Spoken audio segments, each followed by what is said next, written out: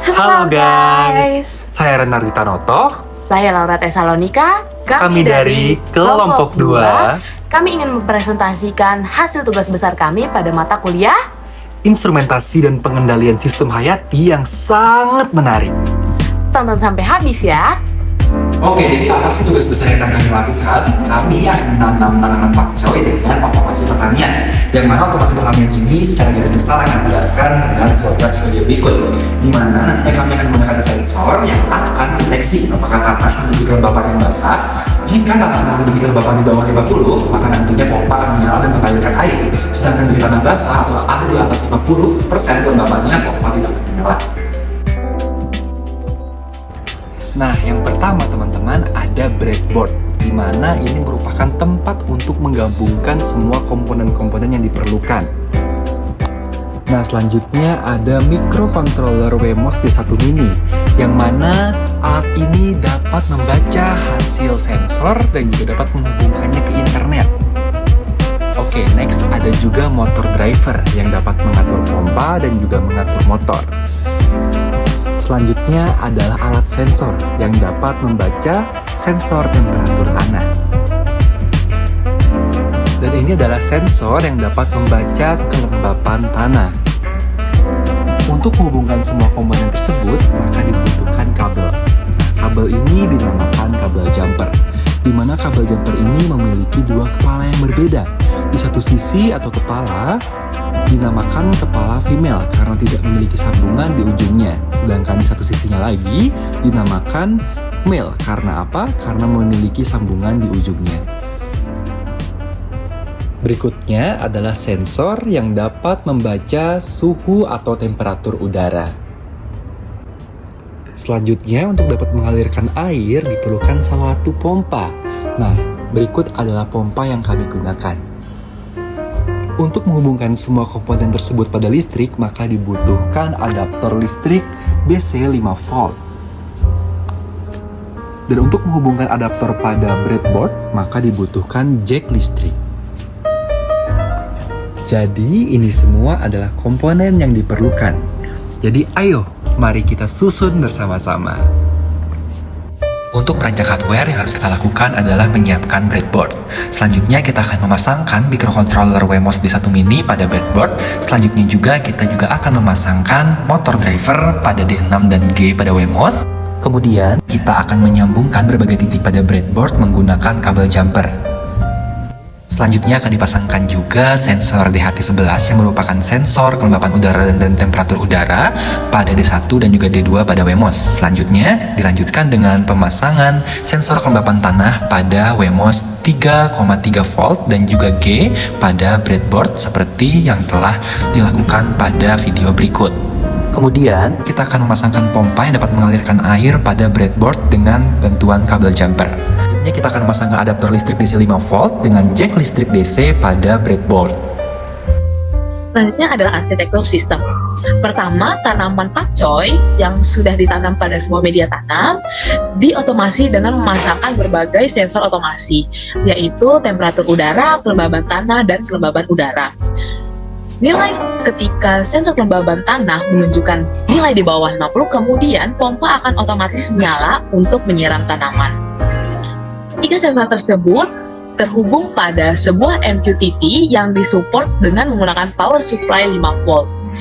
MQTT tersebut sudah terhubung pada Wi-Fi router sehingga tidak perlu lagi dipasangkan kabel USB pada komputer yang digunakan. Dengan menggunakan jaringan Wi-Fi, MQTT tersebut nantinya akan mengirimkan data pada database InfluxDB. Lalu pada database InfluxDB tersebut nantinya kita dapat mengekstrak data dan kembali mengolahnya ke komputer untuk dapat dijadikan bahan pengolahan data.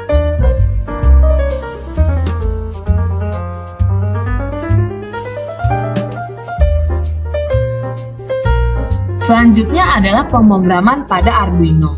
Hal pertama yang dilakukan adalah kita mendefinisikan terlebih dahulu pustaka-pustaka yang digunakan. Seperti pada saat ini, kita menggunakan pustaka ESP8266, Adafruit, dan pustaka-pustaka lainnya yang dapat dilihat pada layar.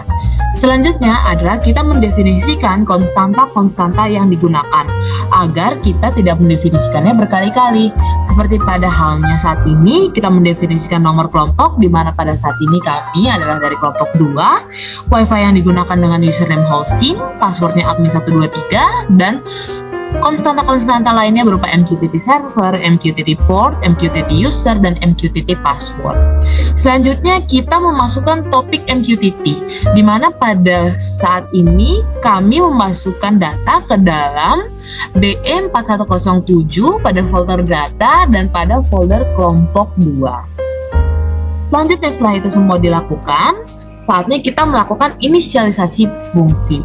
Inisialisasi fungsi ini dilakukan dengan fungsi void, di mana fungsi ini digunakan untuk mengirimkan serial data. Seperti pada saat ini kita menggunakan void read sensor, di mana kita ingin mengirimkan data dari hasil sensor ke dalam InfluxDB nantinya.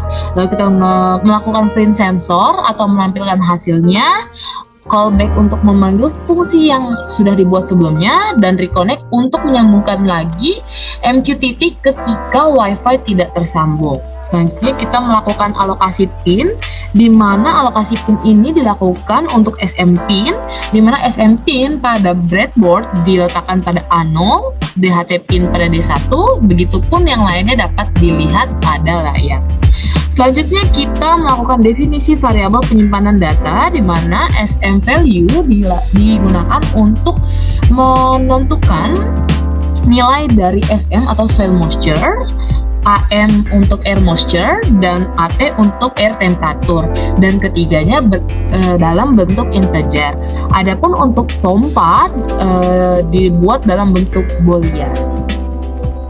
Selanjutnya adalah kita menentukan variabel untuk waktu. Kita mendefinisikan terlebih dahulu satuan apa yang digunakan. Ya, pada saat ini kita menggunakan milidetik, di mana periode sampling sensor dilakukan setiap 60.000 milidetik sekali atau setiap 1 menit sekali, dan untuk periode sampling motor dilakukan sebanyak 1000 milidetik sekali atau setiap 1 detik sekali. Hal ini dilakukan 1 detik sekali agar ketika kelembapan tanah di bawah normal, pompa tidak terlalu menyala terlebih lama yang menyebabkan kebecekan atau air yang meluap. Selanjutnya kita menyambungkan WiFi yang sudah disebutkan pada konstanta sebelumnya, di mana di sini kita menggunakan lagi fungsi callback, di mana ketika WiFi tidak dapat tersambung dengan baik, maka Arduino akan merunning terus-menerus sampai WiFi tersebut dapat tersambung kembali untuk mengirimkan data ke InfluxDB. Selanjutnya itu adalah kita mendefinisikan untuk melihat data di mana kelembapan tanah dalam skala persen, kelembapan dalam persen, begitupun dengan temperatur udara dan kondisi motor. Selanjutnya yaitu kita melakukan fungsi untuk reconnect ke MQTT. Lalu dengan menggunakan Node-RED, kita memasukkan beberapa informasi yang berhubungan dengan otomasi ini, seperti lokasi tempat penanaman, tanggal tanam, di mana kita mulai menanam dari tanggal 25 November, tanggal panen yaitu 4 Desember, tanaman yang ditanam yaitu pakcoy, anggota, serta ketinggian tanaman pakcoy yang diamati setiap harinya dan dimasukkan secara manual. Lalu setelah semuanya berhasil diisi, kemudian pada Node-RED dilakukan inject, lalu dilakukan deploy. Selanjutnya adalah MQTT gauge, di mana pada tahap ini nantinya data akan diubah dengan menggunakan tools agar menjadi gauge temperatur, gauge humiditas udara, humiditas tanah, dan humiditas pompa yang dapat dilihat pada gambar di layar ini. Selanjutnya adalah Ajax, di mana Ajax digunakan untuk menerima informasi selain data. Salah satu contohnya adalah pada pump control, di mana ketika kita menekan switch pompa, nanti kita dapat menyalakan dan mematikan pompa secara manual. Lalu ada database on demand, di mana ini digunakan untuk menampilkan data sesuai waktu yang kita inginkan. Selanjutnya ada real time monitor, ini digunakan untuk menampilkan data sesuai waktu saat ini, dan yang terakhir ada MQTT to database adalah untuk mengirimkan data ke InfluxDB agar nantinya dapat diekstrak datanya pada sebuah file dalam bentuk CSV. Nah, selanjutnya ketika seluruh pemrograman sudah berhasil dibuat pada Node-RED, kita dapat melakukan pengecekan pada InfluxDB. InfluxDB ini adalah salah satu jenis cloud database yang dapat digunakan untuk menyimpan, menerima, serta dapat menampilkan data dalam bentuk CSV, sehingga nanti pada saat pengolahan data kita akan lebih mudah. Pertama, kita akan membukanya pada BE4107, lalu kita pilih folder kelompok kita, lalu kita pilih value yang akan ditampilkan, yaitu AM, AT, HEIC, SM, dan FAM. Lalu kita pilih menu submit untuk melihatnya. Lalu nanti InfluxDB akan menampilkan data seperti ini, yang dapat kita lihat masing-masing value-nya pada layar. Lalu untuk mempermudah lagi, pada InfluxDB ini dapat dilakukan ekstrak data dalam bentuk CSV dengan mudah, hanya dengan melepasnya dalam bentuk CSV seperti ini. Oke, selanjutnya kita akan membahas mengenai metode pengukuran. Yang pertama akan kita bahas adalah variabel dari tugas besar ini. Variabel bebas dari tugas besar ini mencakupi suhu udara atau yang disingkat AT dan juga kelembapan udara yang disingkat AM. Sedangkan untuk variabel kontrolnya adalah kelembapan tanah yang disingkat SM, dan variabel terikat atau variabel yang dipengaruhi adalah ketinggian tanaman. Nah, selanjutnya kita akan bahas mengenai spesifikasi sensor. Nah, sensor yang kita pakai ada dua sensor. Yang pertama ada sensor kelembapan tanah, di mana sensor ini terbagi menjadi probe elemen sensor dan juga modul pengkondisi sinyal, di mana nantinya elemen sensor ini akan ditusukkan ke tanah dan kemudian akan mengalirkan tegangan melalui sensor tersebut. Yang kedua ada DHT11 atau sensor yang dapat mengukur suhu dan juga kelembapan udara, di mana sensor DHT11 ini merupakan modul sensor yang terintegrasi yang sudah termasuk elemen sensor dan juga pengolah datanya. Nah, DHT11 ini nantinya dapat mengukur dengan rentang 0 derajat Celcius sampai dengan 50 derajat Celcius dan dengan akurasi kurang lebih 1 derajat Celcius. Nah, selanjutnya juga kita akan membahas mengenai daftar error. Nah, daftar error ini terdiri dari error random yang merupakan kesalahan yang terjadi akibat berbagai variasi yang tidak diketahui dan juga tidak dapat diprediksi dari suatu pemeriksaan. Nah, random error dari tugas besar ini adalah fluktuasi alat sensor, kondisi lingkungan seperti suhu, panas, kelembapan, dan lain sebagainya. Ada juga tegangan listrik yang berubah-ubah, serta adanya kerusakan alat. Nah, selanjutnya untuk error sistematik, di sini yang merupakan suatu kesalahan yang terjadi secara konstan dengan tanda-tanda yang konsisten dan dapat diprediksi. Di mana pada tugas besar ini, sistematik errornya adalah kesalahan pengoperasian dan juga kesalahan kalibrasi.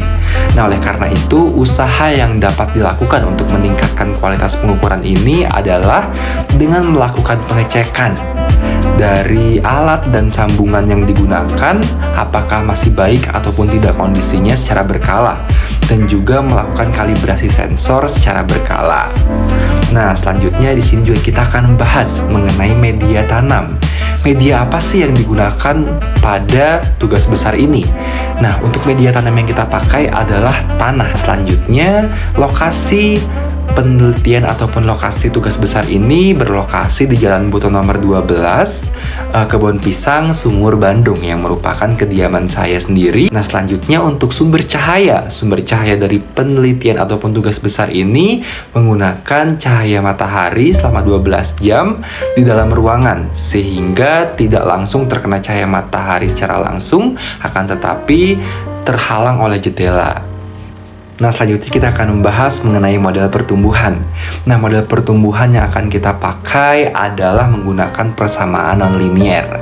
Nah, dengan persamaan nonlinier ini ternyata nantinya akan menghasilkan suatu grafik yang berbentuk huruf S. Nah, huruf S ini dikenal dengan grafik sigmoid yang seperti ada pada gambar pada layar teman-teman saat ini, di mana nantinya ternyata dari grafik sigmoid ini dapat dibedakan pertumbuhan tanaman itu menjadi 4 fase, yaitu ada fase awal, fase log, ada juga fase perlambatan, dan juga ada fase stasioner. Berikut adalah pengolahan data dari kelembapan udara yang telah kita lakukan. Nah, yang perlu kita input pada pengolahan data ini adalah yang pertama, waktu. Berapa lama kita melakukan penelitian pada tugas besar ini? Karena kelompok kami melakukan penelitian selama 14 hari, maka kita input waktunya selama 14 hari juga, tetapi dengan satuan jam. Selanjutnya, untuk input yang lainnya adalah menginput kelembapan udara yang kita dapatkan dari InfluxDB yang merupakan hasil bacaan dari sensor kelembapan udara yang dilakukan pada tanaman yang kita tanam pada tanahnya. Selanjutnya, untuk output, kita menggunakan output berupa tinggi tanaman yang kita ukur setiap harinya. Selanjutnya, yang akan kita hitung dari semuanya adalah pertama adalah inden tinggi tanaman teori dan juga galat. Nah, akan tetapi untuk menghitung inden ini kita membutuhkan waktu caca, penguatan alfa dan beta. Dan selanjutnya untuk output yang akan kita harapkan adalah dengan output grafik, di mana di output grafik ini Y di sini berarti input dan juga output, di mana inputnya merupakan air moisture dan juga outputnya adalah tinggi tanaman, dan untuk X-nya adalah waktu. Nah, untuk mendapatkan grafik yang sangat baik, kita harus menggunakan bantuan solver, di mana dengan bantuan solver ini nantinya kita berharap bahwa kita akan mendapatkan nilai kuadrat kesalahan yang terkecil dan juga koefisien korelasi yang sangat mendekati 1 dengan mengubah nilai penguatan alfa dan juga beta. Nah, setelah dilakukan solver, ternyata didapatkan nilai kuadrat kesalahannya seperti berikut dan juga koefisien korelasinya sebesar 0,99 dengan grafik yang dihasilkan adalah sebagai berikut. Nah, hal ini juga dilakukan sama untuk temperatur udara dan juga untuk kelembapan tanah. Nah, untuk temperatur udara sendiri dapat kita lihat juga bahwa grafik yang dihasilkan sebagai berikut dengan koefisien korelasi 0,99, dan juga untuk kelembapan tanah yang kita dapatkan adalah grafiknya adalah sebagai berikut dengan koefisien korelasinya sebesar 0,985. Semua nilai korelasi ini sudah mendekati angka 1 sehingga bisa dibilang data yang dihasilkan atau pengolahan data yang dilakukan sudah cukup baik. Selanjutnya adalah perbandingan data antara kelompok saya yaitu kelompok 2 dengan kelompok yang lainnya yaitu kelompok 1 dan 8. Pada air moisture terlihat bahwa SSE air moisture tertinggi ada pada kelompok 1. Hal ini dikarenakan pada kelompok 1 terjadi gangguan WiFi yang menyebabkan ada data pada suatu hari yang hilang sehingga menyebabkan nilai SSE tinggi. Selanjutnya adalah air temperatur. Pada air temperatur terlihat bahwa kelompok 8 memiliki nilai SSE paling kecil. Hal ini dikarenakan kelompok 8 menanamnya pada ruangan yang tertutup sehingga suhu lebih stabil dan gangguan dari luar lebih minim dibandingkan kelompok 2 dan kelompok 1.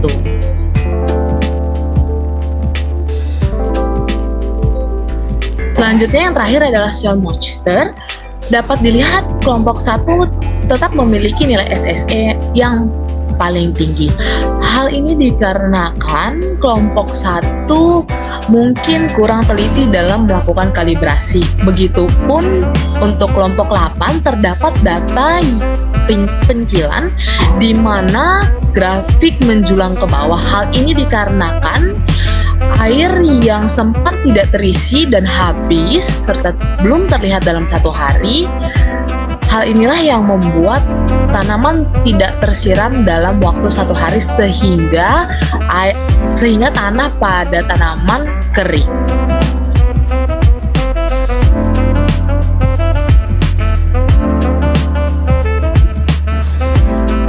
Sekian presentasi dari kelompok kami, kurangnya mohon dimaafkan dan terima kasih.